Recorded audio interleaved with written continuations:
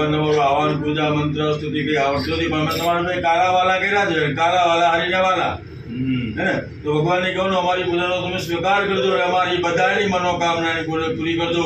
આવા હનમ ન જાનામી તવા જાનામી જમસ્વા પરમેશ્વરા અન્યથા શરણાર્થી તમે એવા કારણે ભાવે ન નમસ્વા મહેશ્વરા ક્રિયાહીનમ ભક્તિહીનમ યદભૂતમયા દેવા પરિપૂર્ણમ તદસ્તમે ભવાણી શંકર શ્રી શામદાસ શિવ મહારુદ્રાય નમઃ. પ્રાર્થના પૂર્વક નમસ્કારમ સમર્પયામિ. પાણી તમથી ભરાકો. આમાં છે ને આના અનેક પ્રકાર હોય છે.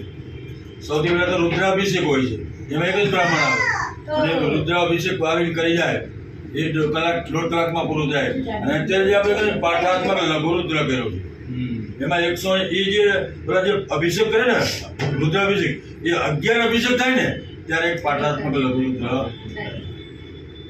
એટલે આપણે જે કહીએ પાઠાત્મક લઘુરુદ્ર, અને આવા 11 પાઠાત્મક લઘુરુદ્ર કરો તમે એટલે એક મહારુદ્ર.